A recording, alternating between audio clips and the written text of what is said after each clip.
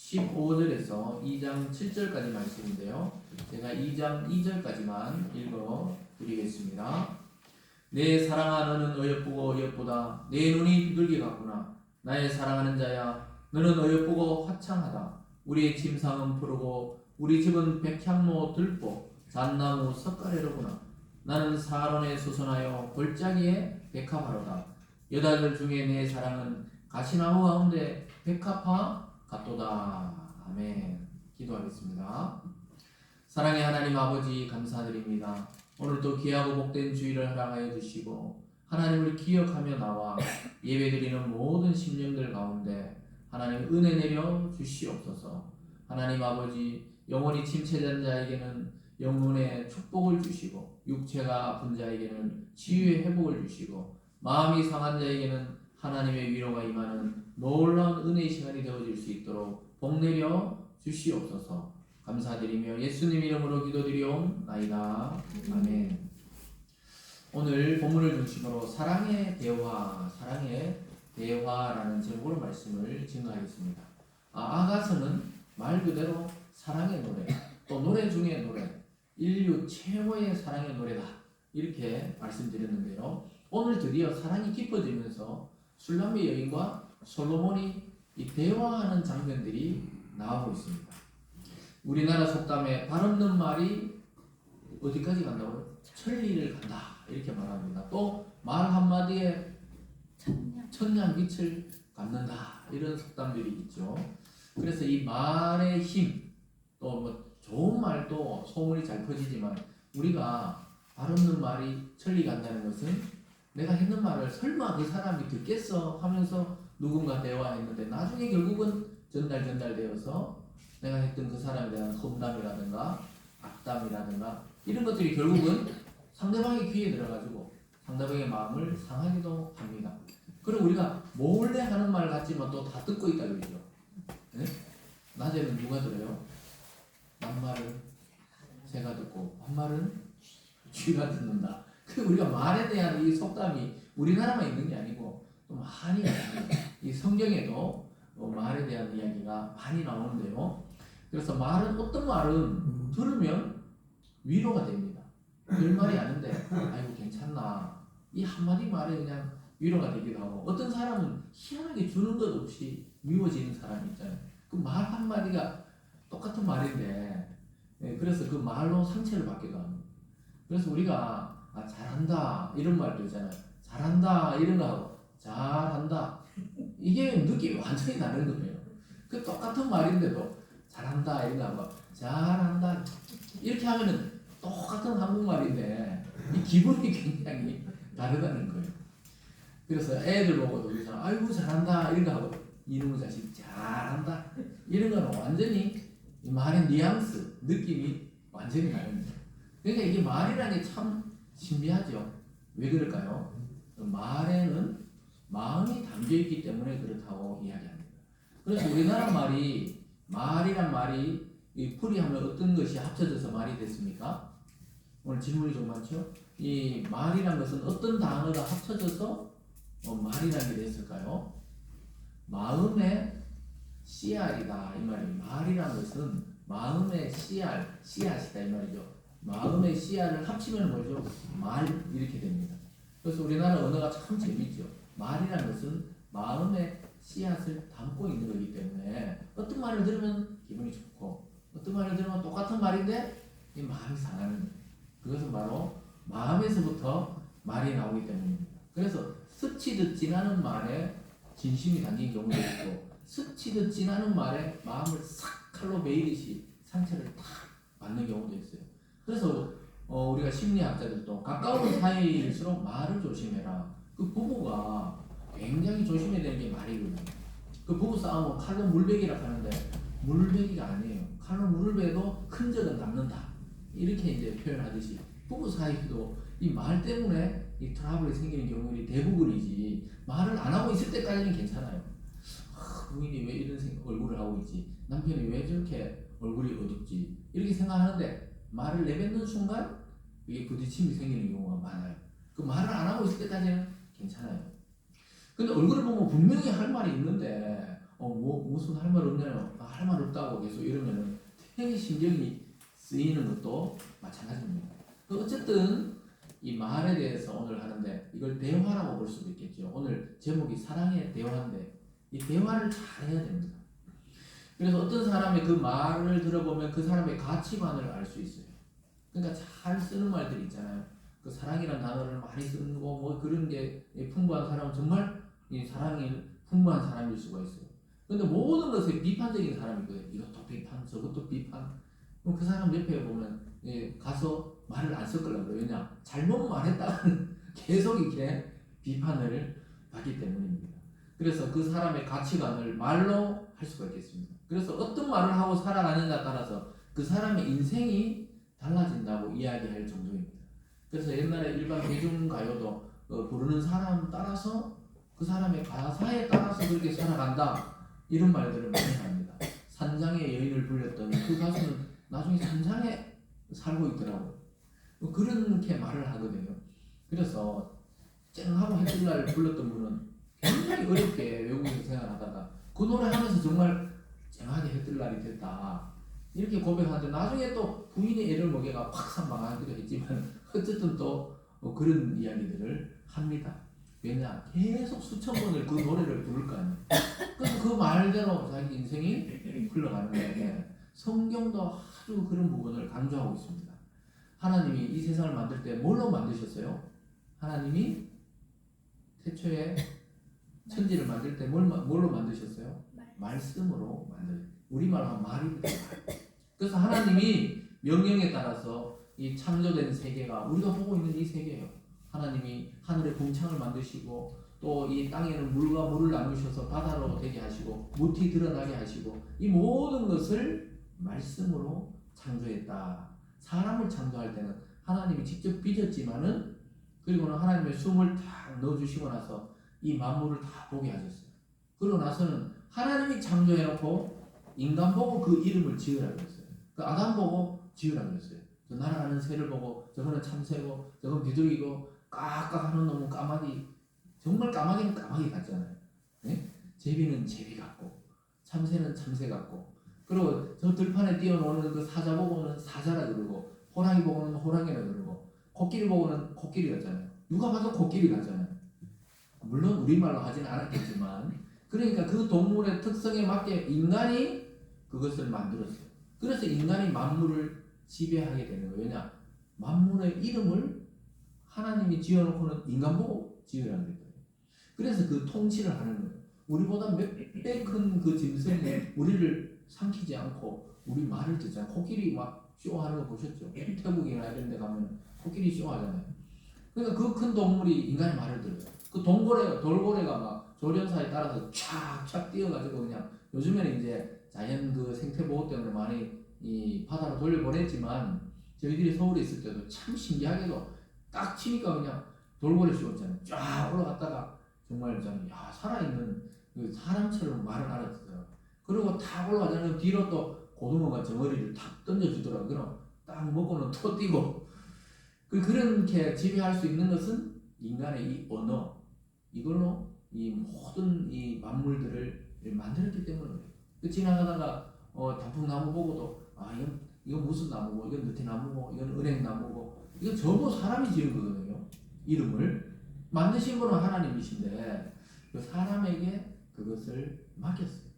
그래서 이처럼 이 언어 관계라는 것은 사람과의 관계를 나타냅니다. 사람으로도 마찬가지예요. 제가 누구 보고 선배님 이렇게 부르면은 제가 후배라는 거죠. 제가 또 누구 보고 선생님 이렇게 부르면은 제가 그분의 제자라는 것이고, 제가 또 누구 보고 여보 이렇게 부르면은 제 상대가 제 아내고 저는 그 사람의 남편이잖아요. 그 언어라는 것은 이렇게 관계를 또한 설정합니다. 오늘 본문에 보면요, 우리가 지난 시간부터 조금씩 처음 만났을 때는 네가 검지만은 아름답다 이 말로 시작해가지고 솔로몬과 술람미의 사랑이 하나 시작되었는데요. 오늘 보면은 오늘 대화는 누가 봐도 사랑이 이제 푹 빠지기 시작한 이 연인들의 대화라는 것을 알게 됩니다. 그래서 사랑의 시작은 감정이잖아요. 누군가 좋아진다 보면 가슴이 두근거리거나 아니면 뭔가 이게 마음이 쏠리거나 그런데 완성은 말로 이루어집니다. 사랑의 시작은 마음이 저 사람 보면 이상하게 좀 자꾸 눈길이 가고 좋아지잖아요. 그렇다고 완성이 되는 게 아니에요. 사랑은 말로 고백할 때 그 두 명이 다 연결이 되는 것을 알게 됩니다. 참 놀랍게도 자꾸 좋아지고 보고 싶어지고 함께 있고 싶어지고 그러다가 어느 날 고백을 하는 것이죠. 그러니까 신기하게 말을 하는 순간 그 사람이 나의 여자, 나의 남자 그렇게 여겨지는 거예요. 신앙도 그렇습니다. 처음에 하나님 아버지 이렇게 부르는 게 쉬운 게 아니에요. 저희처럼 어릴 때부터 그냥 교회를 다녔던 사람들은 하나님 아버지 습관적으로 들었지만은 전혀 다른 종교 아니면 무신론 이렇게 있다가 교회 와가지고 하나님을 아버지 이렇게 부르는 게 되게 어색하거든요. 또 예수님을 우리의 신랑으로 뭐 이렇게 부르는 게 우리는 익숙하잖아요.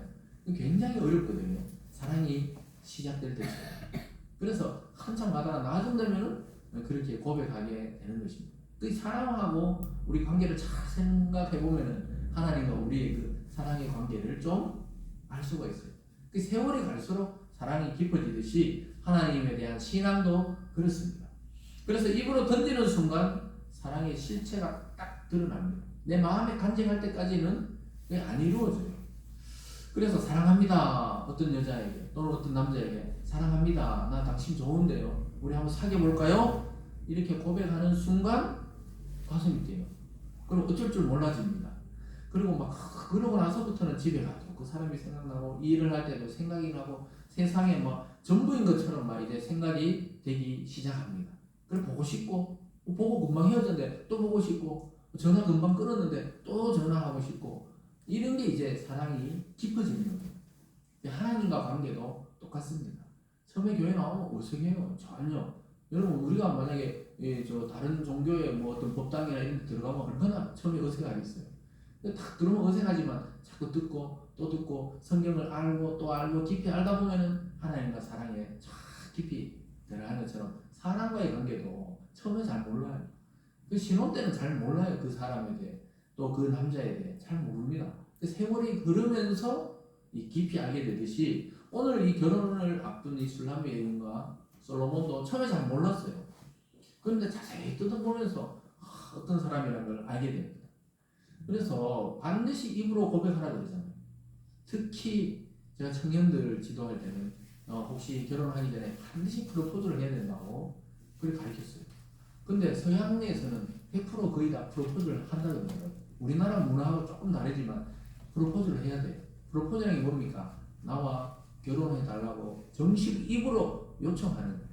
나와 결혼해달라고 이렇게 프로포즈를 하는데 여성들이 그걸 기다리고 있다는 거예요. 요즘에는 그 프로포즈를 하는 전문 업체도 있어요. 그래서 카페 같은 거 빌려가지고 그래가지고 남자가 미리 다 세팅해놨는데 여자는 그냥 카페인 줄 알고 가가지고 앉아서 뭐 차 마시다가 보면은 갑자기 주위에 있는 사람들이 전부 알고 보면 연기자들이거든요. 전부 다 갑자기 일어나서 막 노래를 불러주면서 이렇게 나와 결혼해주세요.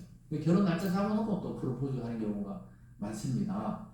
그런데 왜 그렇습니까? 진짜 이 사람이 나랑 평생 살 건지 아닌지 이 여성들은 불안하거든요. 듣고 싶어 한다는 거예요.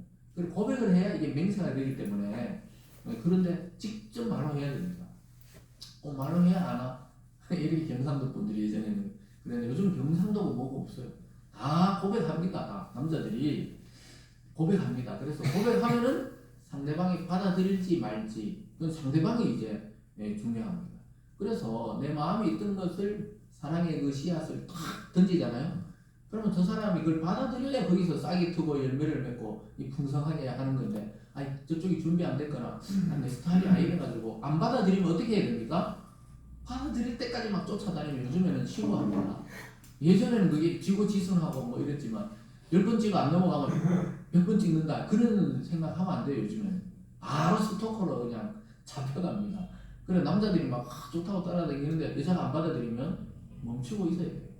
받아들이고 마음을 열 때까지 받아들여야 되지. 막 집에 막 집 앞에 서성이고 막 사진 찍고 집에 어디 가는 거야. 이래 되면 어떻게 돼요? 바로 그냥 경찰이 잡아가요. 접근 금지 명령을 막 내립니다. 부부가 아니더라도 그렇게 이제 합니다. 그래서 아까 말했듯이 상대가 딱 마음을 열고 받아들일 때 상대방이 마음에서도 사랑의 싹이 트는 거지. 안 받아들일 때는 내 짝이 아니구나 생각하든가 아니면 때가 안 된다고 생각해야지 무조건 밀어붙이면 안 되는 겁니다. 그래서 이 솔로몬과 술람 여인도 시간이 좀 지나면서 오늘 본문이 우리가 보기엔 짧지만 이 시간이 좀 지나면서 서로 대화를 하면서 이 사랑이 깊어지는 거예요. 그러니까 하나님도 우리에게 일방적으로 다가오지 않아요. 예수님께서 말씀했죠. 문을 두드리면 내가 그 문 안으로 들어간다. 우리 마음의 문을 부시고 들어오시는 분이 아니고 우리 마음을 놓고 하시는 우리 주님의 모습을 생각해 볼 수 있겠습니다. 그래서 사랑을 시작한 사람들이 있다면 여러분 사랑의 말을 잘해야 됩니다. 아까 말했지만 사랑의 시작도 말로 하지만 사랑이 깨어질 때도 말로 깨어지는 경우가 대부분입니다. 사귀다 왜 헤어집니까? 얼굴이 못생겨가 헤어지는 건 아니에요. 네? 아니면 상대방이 갑자기 이상하게 보여서 헤어지는 게 아니고 말 때문에 헤어지는 게 대부분입니다. 오해를 해서 아니면 문자나 전화해서 오해를 하기도 하고 대화하다가 그 말 때문에 그냥 끼어지는 경우가 많습니다. 그래서 오늘 본문에서 이 대화를 잘 참고하시고 오늘 크게 두 가지만 살펴볼 건데요. 이 대화를 잘 참고하시면서 이제 우리 결혼하신 분들은 내가 다시 결혼할 것도 아니고 이러는데 그게 아니고 이제 그리스도와 나의 관계 예수님이 우리의 신랑이시라면 신부된 나는 어떻게 주님께 반응을 해야 되는지 이런 것들을 오늘 이 두 술람미와 솔로몬의 대화를 통해 은혜를 받고 또 우리가 얼마나 존귀한 존재인지를 깨닫게 되기를 주님의 이름으로 축복합니다. 네. 오늘 첫 번째로는요 사랑하는 자들의 노래가 등장합니다. 아까 읽어드린 이 1장 15절에서 2장 3절까지 내용이 막 노래입니다. 노래. 이게 참 아가서가 이 사랑의 노래잖아요. 사랑하는 두 여인의 고백이 막 아름답게 지금 서로 펼쳐지고 있습니다. 그래서 이 부분을 보면요, 우리가 보는 이 성경도 있지만 이 세번역 성경이라고 있거든요. 또 세번역 좀 쉽게 번역해 놓은 성경에 보면 15절을 이렇게 표현합니다. 아름다워라 나의 사랑, 아름다워라 비둘기 같은 그 눈동자 이렇게 표현하고 있습니다. 그 비슷한 말이죠. 거기도 보면 나의 사랑, 이 눈동자가 비둘기 같다는 거예요. 그 엄청 이제 가까워진 사이죠. 자세히 보니까 눈동자가 순수하고 순결하고 아름답다는 거예요. 여러분 그래서 눈동자를 관리를 잘 해야 됩니다. 눈을 보면 있잖아요. 너무 피곤하면 우리가 왜 눈동자가 빨개지거나 피곤해 보이는데 이 술람미 여인은 막 산을 뛰어다니면서 포도원을 가꾸던 여자잖아요. 그 피부는 검은지 몰라도 눈빛을 보니까 살아있는 거예요. 눈빛이 막 반짝반짝하고 비둘기같이 촉촉하고 요즘에는 비둘기가 너무 많아져가 인간 접해 너무 많이 와가 그런데 비둘기 눈 보면 매섭잖아요 사실은. 근데 비둘기 전체적으로 비둘기 성경에서 볼 때는 순결을 상징하거든요. 순수함을 상징하기 때문에 그 눈동자가 순수한 거예요. 그래서 아이들 눈동자하고 다 큰 성인들 눈동자가 느낌이 다르잖아요. 쳐다보면 얘들은 막 호기심과 그 세상을 향한 막 아직 모르는 게 많으니까 호기심과 막 이런 것들이 넘쳐나는 눈빛이죠. 근데 어른들은 이제 초탈한 눈빛이 좀 많죠. 그래서 눈은 마음의 창과 같다 성경에서는. 눈이 마음의 창이거든요. 그래서 눈빛을 딱 보니까 촉촉한 물기가 머금고 있는 그 비둘기 같다고 이렇게 솔로몬이 고백을 하니까 술람미 여인이 화답하는 말이 16절입니다. 그것도 세 번역으로 이렇게 되어 있어요. 여러분은 그 16절을 보시면 나의 사랑 멋있어라 나를 이렇게 황홀하게 하시는 그대 우리의 침실은 푸른 불밭이라오 이렇게 술람미 여인이 고백합니다. 야 내가 그래 눈이 비둘기 같은데 당신은 멋있는 그 자체다고 막 이렇게 고백합니다. 그리고 우리의 침실은 푸른 풀밭이라고. 그러니까 이 말이 뭡니까? 푸른 풀밭이라도 당신하고 살면 나는 만족한다는 거예요. 이 정말 사랑에 쏙 빠진 사람이죠. 예전에 보면은 저 푸른 초원 위에 그림 같은 집이잖아요. 바로 이 말이 이 푸른 풀밭에 집이 없고 궁궐이 아니더라도 그냥 푸른 풀밭에 누워 살더라도 당신하고 이제 살면은 자기는 만족한다고 이렇게 이야기하니까 솔로몬이 또 뭐라 그럽니까? 17절에서 우리 집 들보는 백향목이요 우리 집 석가래는 전나무다. 참 한술 더 뜹니다. 왕궁도 필요 없고 너만 있으면 된다. 이 풀밭에 누워서 그 숲에 있는 그 전나무 이런 나무들 백향목 이런 나무들 기둥 삼아서 그럼 천장이 있어야 돼. 천장은 뭡니까? 천장은 하늘이야.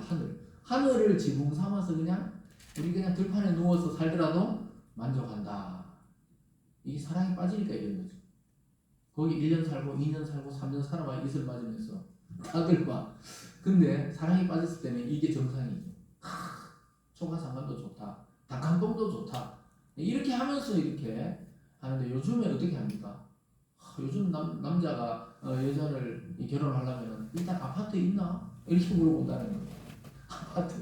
근데 요즘 아파트가 우리 대구 아파트하고 다르게 서울은 엄청 비쌉니다. 요즘 집값이 막 떨어지고 많이 짓는다 해도 엄청 비싸거든요. 그 아파트를 준비했냐? 이래 물어본다는 거예요. 그러니까 요즘 어떻게 해요?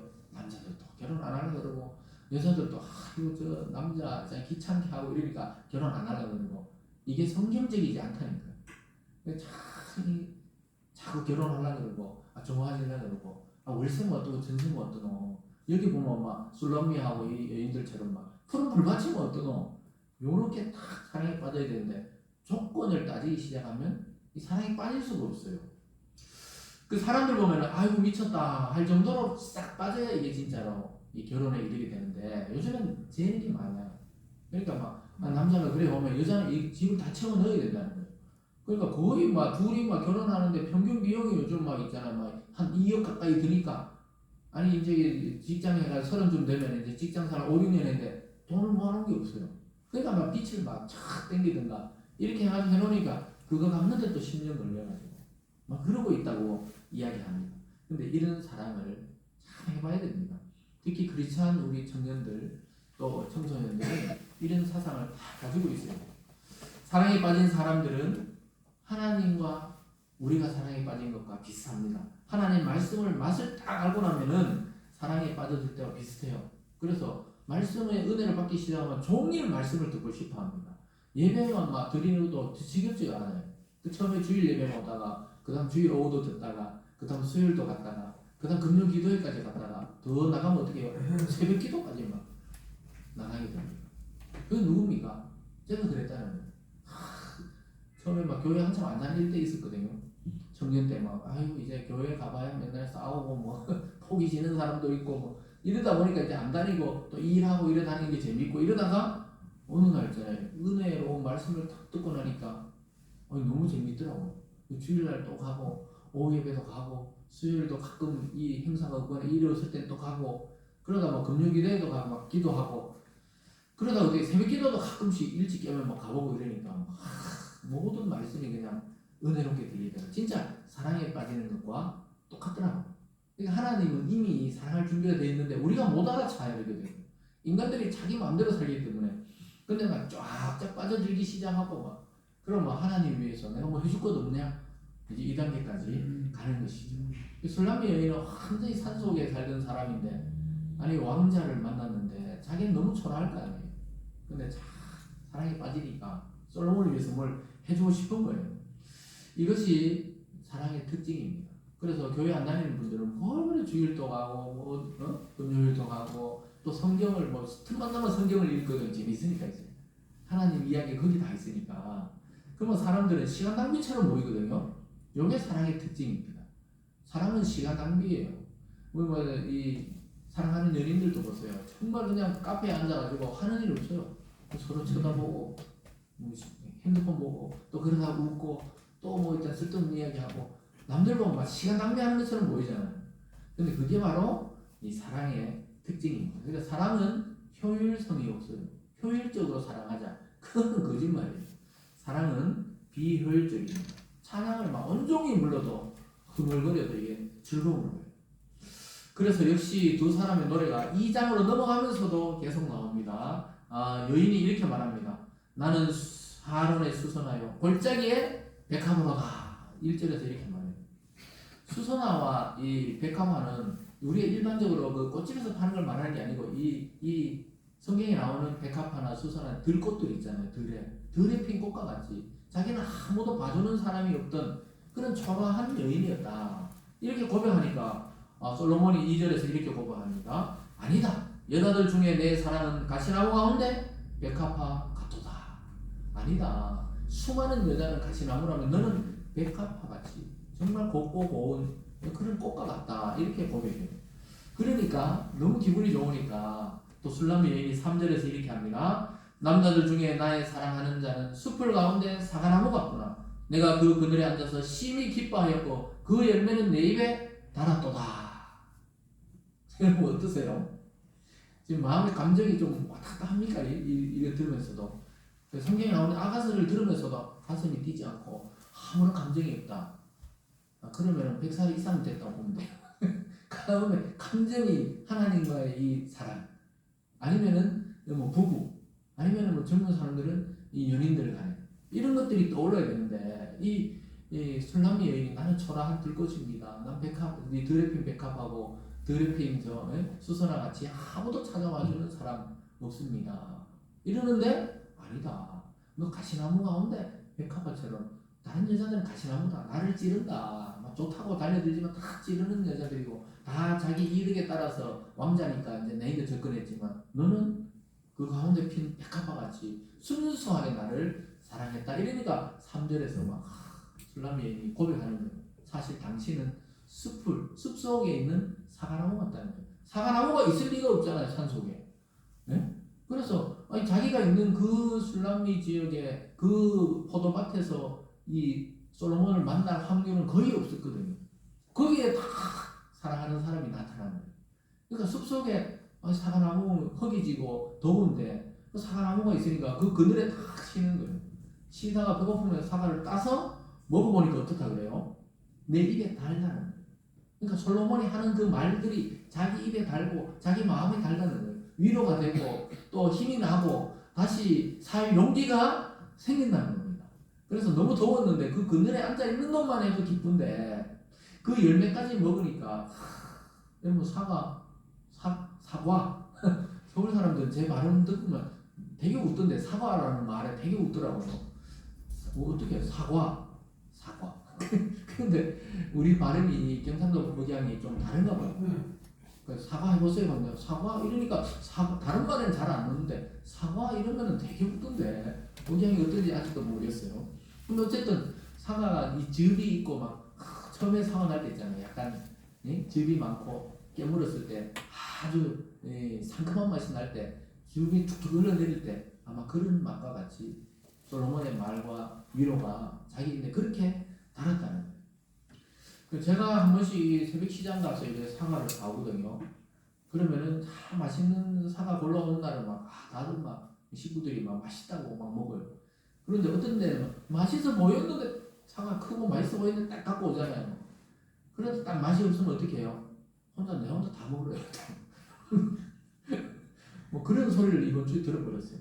어떤 날은 이거 맛있는 거 올라왔네요. 어떤 날은 엄청 이 사과 예쁘고 잘생겨 보이는데도 퍽퍽하다 할까요? 맛이 없는 게 있잖아요. 막 잘라놨더라고 그랬네. 다 먹으라 혼자. 그 사과는 어떻게 해요? 일단 달고 즙이 많아야 되는데 솔로몬이 이 술람미 여인에게는 그런 남자와 같다는 거예요. 자기 동네에서 있던 남자, 자기 또 오빠들은 맨날 구박하고 뭐 일이나 해라 그러고 뭐 사랑한단 말을 한 번도 들어본 적 없는데 이 숲을 속에 웬 사과나무가 있듯이 뜻밖의 장소에서 사랑을 만나는 거예요. 근데 우리가 인생을 살다가 보면 예수님 만나는 것도 아주 뜻밖의 만나는 거예요. 그 주위에 있는 사람을 교회 한번 가보실래요? 해서 그냥 뜻밖의 그냥 갔다가 하나님의 사랑을 나를 이렇게 기다리고 계셨구나. 하나님 나를 이렇게 사랑하셨구나. 이것을 깨닫게 되는 것입니다.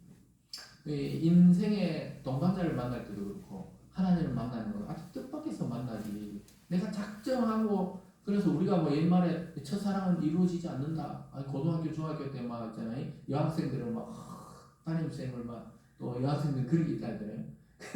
체육쌤을 좋아하고 뭐 이런 것들은 전혀 이루어지지 않는 사랑이.